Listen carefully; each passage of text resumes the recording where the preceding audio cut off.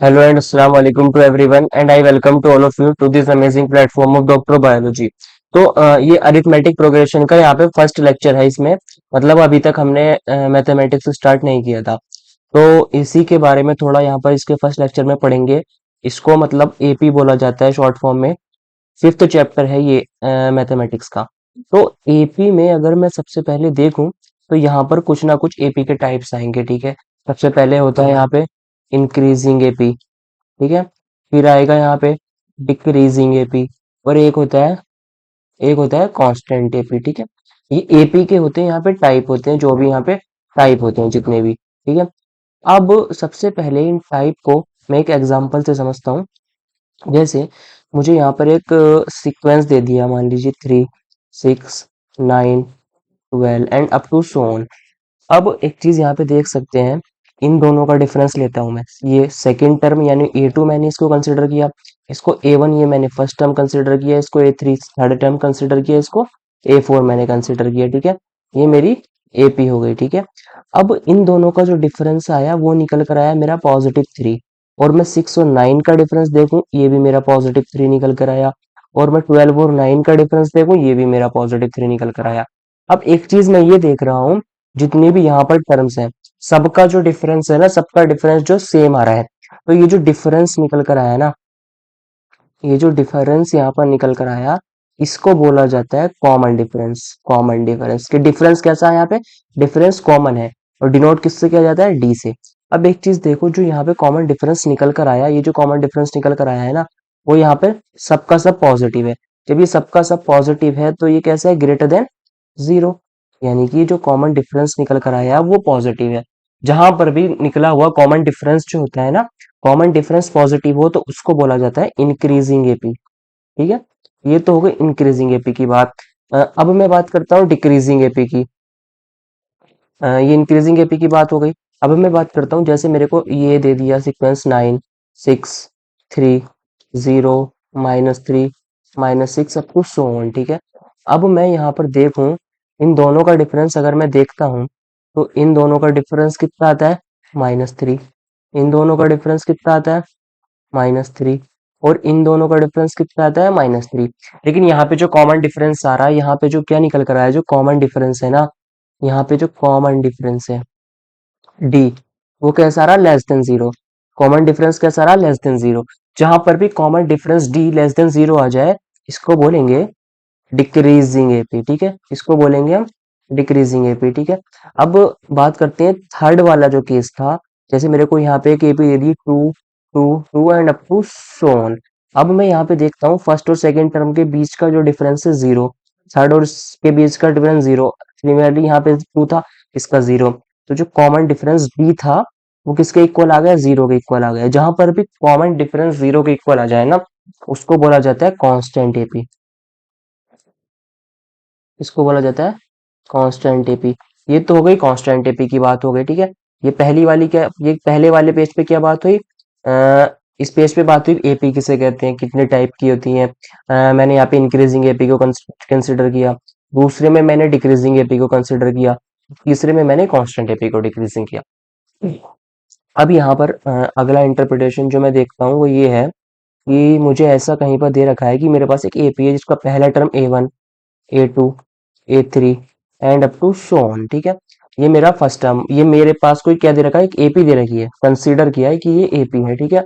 अब मैं यहाँ पर देखता हूँ कि ए2 - ए1 अगर मैं निकालूं तो वो कॉमन डिफरेंस के बराबर आती है। यानी कि जो सेकंड टर्म, ये कौन सा टर्म है, ये जो मेरा सेकंड टर्म है, और ये कौन सा टर्म है, ये मेरा फर्स्ट टर्म है। ए2 - ए1 किसके बराबर आया, वो आया मेरा डी के बराबर, यानी कि कॉमन डिफरेंस के बराबर। तो यहाँ से ए टू कितना हो गया, ए टू इज इक्वल टू हो गया ए1 + डी। यानी कि अगर मुझे नेक्स्ट वाला टर्म चाहिए ना, उसके प्रीवियस वाले टर्म में अगर मैं कॉमन डिफरेंस को ऐड कर देता हूँ, तो वो मुझे क्या निकल कर आता है, अगला टर्म निकल कर आता है। सिमिलरली यहाँ से अगर मैं ए3 निकालूं तो वो हो जाएगा मेरा ए2 + 2d। अब इसे मैंने इक्वेशन नंबर 1 कंसिडर किया, तो ए2 की वैल्यू a + d में यहाँ पे रख सकता हूँ। ए3 इज इक्वल टू यहाँ पे निकल कर आएगा a + 2d। सिमिलरली ए4 निकल कर आएगा मेरे पास यहाँ पे a + 3d। तो अब एक चीज देखो, मुझे ए nth टर्म निकालना है। ए तो यहाँ पर आएगा ही आएगा। अब एक चीज देखें यहाँ पे कि जब मैंने यहाँ पर थर्ड टर्म मेरे को निकालना था, तो यहाँ पे कितने आए थे, 2D आए थे। फोर्थ टर्म निकालना था तो यहाँ पे 3D आए थे। तो यानी कि जोन सा वाला मेरे को टर्म निकालना है ना, उससे एक कम मुझे डी लेना है, मतलब कॉमन डिफरेंस का उससे एक कम मल्टीपल लेना है। तो मुझे यहाँ पे nth टर्म निकालना है, तो यहाँ पर लूंगा मैं n-1 इंटू डी। तो ये मेरा कौन सा टर्म निकल कर आया, ये जनरल फॉर्मूला निकल कर आया nth टर्म के लिए। क्या निकल कर आया जनरल फॉर्मूला nth टर्म के लिए ये निकल कर आया, A N is equal to A plus n-1 into D. ये मेरा जनरल फॉर्मूला निकल कर आता है। अब मतलब ये फॉर्मूला बुक्स में जनरली सीधा सीधा दिया होता है। अब इसकी अगर मैं थोड़ा सा इंटरप्रिटेशन में थोड़ा देखता हूँ इसमें, तो वो ये होगा कि मैं ए को तो लिखूंगा ऐसे ही, डी की मैं अंदर अगर मल्टीप्लाई करता हूँ तो यहाँ आएगा एन डी माइनस डी। तो यहाँ से nth टर्म का जो फॉर्मूला जो अगली फॉर्म में निकल कर आया, वो निकल कर आया A minus D plus N D. ये फॉर्मूले को मतलब अगर आप देखें ना, तो इतने सारे क्वेश्चन मतलब डायरेक्टली सॉल्व हो जाते हैं। जैसे 11th एंट्रेंस में बहुत सारे क्वेश्चन ऐसे आते हैं कि मतलब जल्दी टाइम में करने होते हैं, एमसीक्यूज आते हैं बहुत सारे। तो उसी को सॉल्व करने के मतलब बहुत ज्यादा ये मास्टर स्ट्रोक है। क्या निकल कर आया फॉर्मूला मेरा, A N is equal to A minus D plus N D. अब ये जो मेरा पास फॉर्मूला है ना, इसको अगर मैं ऑब्जर्व करूं, अगर मैं इस फॉर्मूले को ऑब्जर्व करना चाहता हूं ना, तो अब एक चीज देखें, ये जो मेरे पास फॉर्मूला है, यहाँ पे वेरिएबल क्या है, यहाँ पे जो एन है ना, एन है यहाँ पे वेरिएबल। वेरिएबल यानी कि जो चेंज होता रहे, वेरिएबल जो चेंज होता है, ठीक है। एन है मेरे पास यहाँ पे वेरिएबल। अब एक चीज देखो, अगर मैं कहीं पर ऐसे लिखता हूँ y is equal to 3x plus 5, ये मैंने एक यहाँ पे क्या लिख दिया, मैंने यहाँ पे एक लीनियर पॉलिनोमियल लिख दिया, ठीक है। तो अब एक चीज देखें, ये जो मेरे पास है ना, A N is equal to A minus D plus N D, ये मेरा क्या है, एक लीनियर पॉलिनोमियल है, एक लीनियर पॉलिनोमियल है, ठीक है। ये है मेरा लीनियर पॉलिनोमियल। और इसमें जो कांस्टेंट टर्म है ना, कांस्टेंट जो इसमें जीरो दिया हुआ है, ठीक है। ये एक लीनियर पॉलिनोमियल है विद जीरो कांस्टेंट। तो अब यहां से क्वेश्चन कैसे बनेंगे, A N is equal to A minus D plus N D, ये linear polynomial with zero constant हो गए, ठीक है। अब एक चीज देखो, यहाँ पर ये जो दे रखा है मेरे को डी, यहाँ पे जो डी दे रखा है ना, ये जो डी होता है ना, ये होता है हमारे पास कॉमन डिफरेंस। यहाँ से एक चीज निकलती है, ये डी होता है हमारे पास कॉमन डिफरेंस। तो कॉमन डिफरेंस के साथ क्या दे रखा है, कॉमन डिफरेंस के साथ दे रखा है मुझे क्या दे रखा है, एन। जो कॉमन डिफरेंस है यहाँ पे किसका मल्टीपल है, एन का। तो ये कह सकते हैं जो ये कॉमन डिफरेंस डी निकल कर आया है ना, ये क्या है, मल्टीपल ऑफ एन। ये है मल्टीपल ऑफ एन। तो अगर मुझे कहीं पर भी किसी भी सवाल में कोई लीनियर पॉलिनोमियल दे रखा है विद जीरो कांस्टेंट, तो उसके अंदर जो मल्टीपल ऑफ ये जो एन डी निकल कर आता है ना, ये जो मल्टीपल ऑफ एन होता है, ये मुझे क्या देता है, ये कॉमन डिफरेंस देता है मुझे यहाँ पे, ठीक है। ये मुझे यहाँ पे कॉमन डिफरेंस देगा। ये चीज यहाँ पे क्लियर होती। अब अगर मैं इसका एग्जांपल लेता हूँ एक, मतलब बिल्कुल क्लियर हो जाएगी एग्जांपल। जैसे मुझे ऐसा दे दिया, A N is equal to 3 + 3n, ये मुझे एक सवाल दे दिया, ठीक है। अब मुझसे ये पूछा गया यहाँ पे, या मैं इसको अगर चेंज करना चाहूँ क्वेश्चन को, तो मैं चेंज इस टाइप से कर सकता हूँ कि मतलब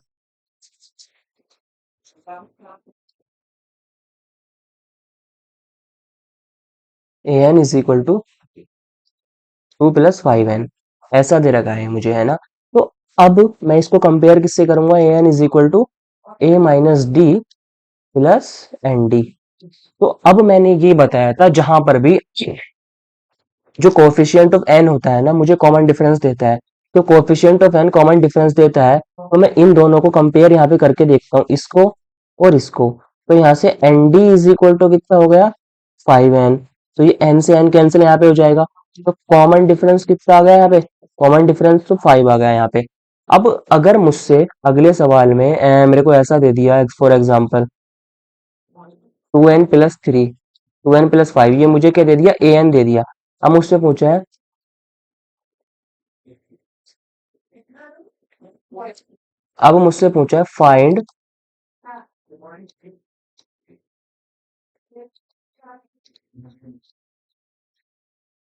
find common difference and find common difference and AP, कि जोन सी इससे कौन सी एपी बनेगी, ठीक है। तो अगर मैं सॉल्यूशन में देखूं, यहाँ पे सॉल्यूशन में मैं यहाँ पे देखूं, तो वो मैं यहाँ पे देखता हूँ, देखें फॉर्मूला क्या होता है, A N is equal to A minus D plus N D, है ना। और सवाल में दे क्या रखा है, ये दे रखा है मेरे को 2n प्लस 5 दे दिया, ठीक है। अब एक चीज देखो यहाँ पे, जो एन डी की वैल्यू है यहाँ पे कितनी है, 5n। तो यहाँ पे डी कितना हो गया, डी हो गया यहाँ पे 5, यानी कॉमन डिफरेंस की वैल्यू 5 निकल कर आई यहाँ पे। अब अगर मुझे कॉमन डिफरेंस तो मिल गया, अब इस वाले टर्म की इससे मैं तुलना करूंगा यहाँ पे, ऑन कंपेयर कंपेयर करूंगा ना इस वाले टर्म को, तो वो क्या निकल कर आएगा, वो निकल कर आएगा 5 is equal to A minus D, यानी कि A is equal to 5 plus D. A कितना निकल कर आया यहाँ पे 10, यानी अब देखो एपी क्या आएगी, जो मेरी न्यू एपी आएगी ना एपी, वो ये निकल कर आएगी, और ये निकल कर आएगी मतलब फर्स्ट टर्म कितना हो गया, 10 हो गया, उसमें ऐड करूंगा 5, क्योंकि 5 यहाँ पे कॉमन डिफरेंस है, 15, 20, 25 and up to so on. ये मेरी कैसे निकल कर आई, ये मेरी न्यू एपी निकल कर आई, ठीक है। ये मेरी न्यू एपी निकल कर आई। अब मैं बात करता हूँ अगले सवाल की, जैसे कि फॉर एग्जांपल ऐसा दे दिया मुझे, S n is equal S n sorry,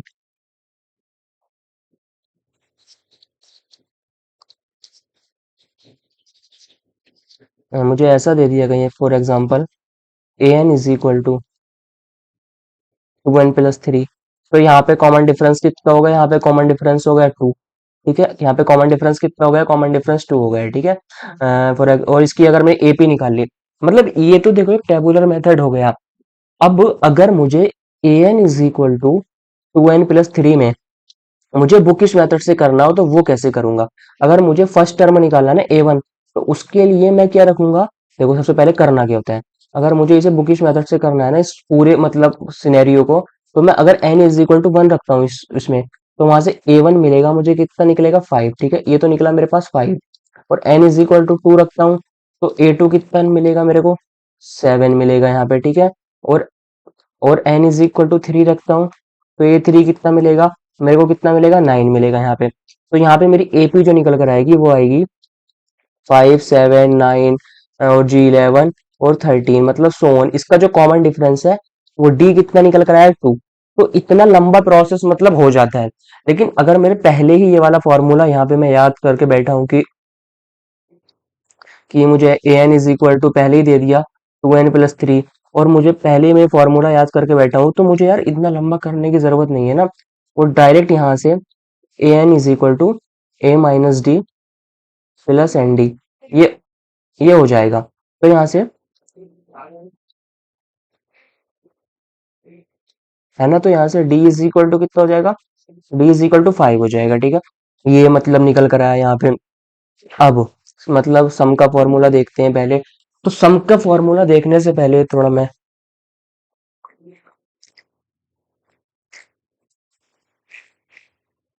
अब अगर मैंने यहाँ पे जो एन टर्म का फॉर्मूला मैंने यहाँ पे देख लिया था, ठीक है। अभी इस पे बहुत सारे सवाल लेंगे, पूरा सेशन क्वेश्चंस का होगा इसमें। तो उसी को देखते हुए अब मैं यहाँ पे एक दूसरा लेता हूँ, एक सम ऑफ एन टर्म, ठीक है। सम ऑफ nth टर्म, ठीक है, सम ऑफ nth टर्म। अब उसका फॉर्मूला क्या होता है, इसका जो जनरल फॉर्मूला होता है ना,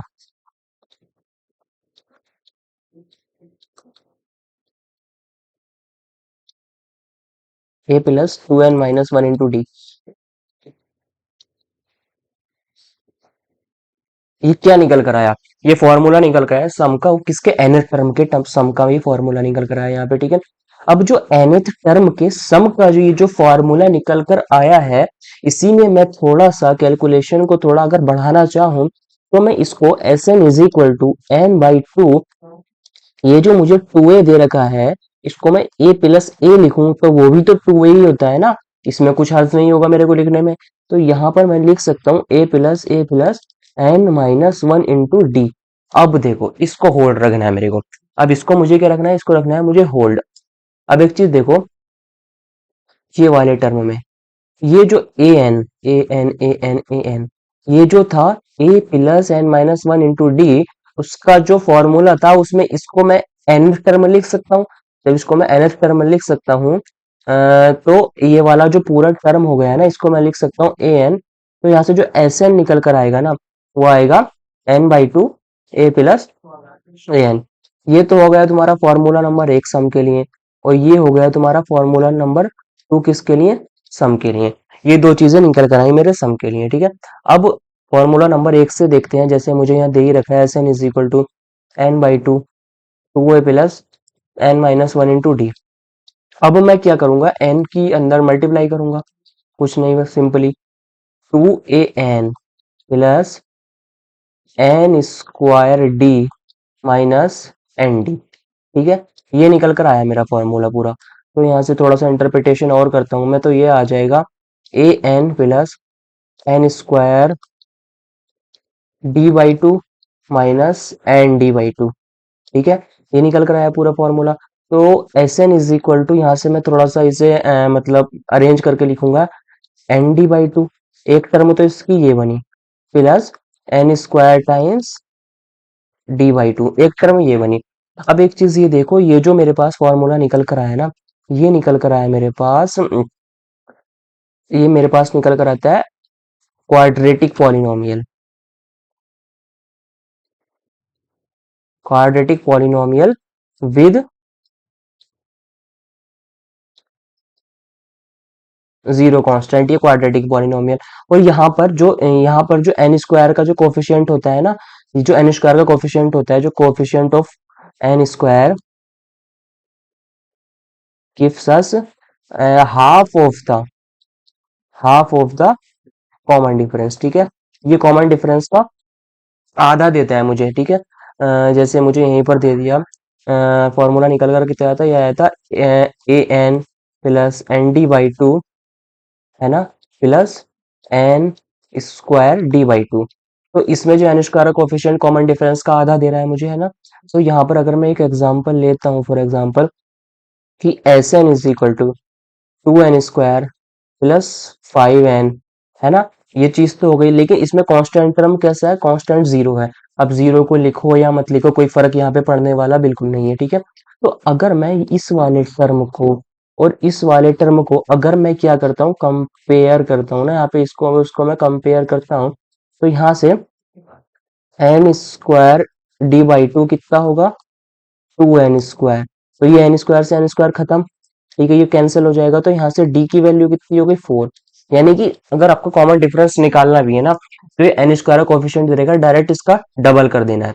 जैसे मुझे तीसरा एक एग्जांपल अगर मैं देखूं, S n is equal to 5n square plus 3n, ये दे दिया मुझे, ठीक है। अब मुझे पता है ये एन स्क्वायर कोफिशिएंट है, और इसके साथ क्या होता है, इसके साथ होता है d/2, इसके साथ होता है d/2। जब ये एन स्क्वायर कोफिशिएंट है, इसके साथ d/2 होता है,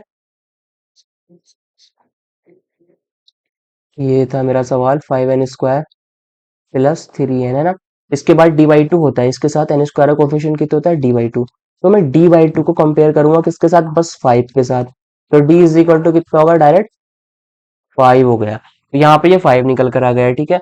ये मेरी चीज क्लियर हुई। तो अब एक सेकेंड, अगर इसका जो अगला फॉर्म होता है, सवाल का अगला फॉर्म ये होता है, अगर मुझे ऐसा दे दिया 3 6 9। अब एक चीज देखें, इनका कॉमन डिफरेंस कैसा है, कॉमन है, plus three and so on. तो ये क्या मेरे पास है, क्या एपी है मेरे पास एक, ठीक है। ये मेरे पास क्या है, एक एपी है। जब ये एपी है मेरे पास, तो मुझे इसमें पूछा है, मुझे 20th टर्म का सम निकालना है मुझे यहाँ पे। जब मुझे यहाँ पे 20th टर्म का सम निकालना है, तो यहाँ पे फर्स्ट टर्म कितना हो गया, मैं फॉर्मूला लगाऊंगा 20/2 2a। फर्स्ट टर्म कितना है यहाँ पे, 3 प्लस एन कितना है यहाँ पे, 20 निकालना है मुझे। तो यहाँ पे 20 - 1, और कॉमन डिफरेंस कितना है, 3। तो ये हो जाएगा 10 6 प्लस 19 इंटू 3, ठीक है। तो यहाँ से हो जाएगा ये 10 इंटू 6 प्लस 57। तो ये निकल कर आएगा 630। यानी कि जो 28 टर्म निकल कर आया है ना, वो यहाँ पे 630 निकल कर आया है। अब मतलब हमने यहाँ पे आज जो ये वाले वीडियो में देखा, मतलब कितने टाइप की एपी होती है, डिक्रीजिंग, इंक्रीजिंग और जी, मतलब ये फॉर्मूले थे। इसका जो आगे के जो मैनिपुलेशन होते हैं ना, वो सारी चीजें देखी हमने। तो जो अगला वाला जो पार्ट होगा ना, उसमें हम जो देखने वाले हैं इसके न्यूमेरिकल, और जो एनसीईआरटी में जो न्यूमेरिकल है थोड़ा अलग टाइप के हैं, मतलब ये चीजें हैं उसमें, लेकिन जो सॉल्यूशन जो है ना उनका बहुत मतलब लेंदी वे में है। जो मैंने यहाँ पे n=1 n=2 वो यहाँ पे मैंने पुट किया है यहाँ पे। तो ये वाला लेक्चर यहीं पे मतलब कंप्लीट होता है, और अगले लेक्चर में हम आगे की जो क्वेश्चन है उसकी बात करेंगे। ओके।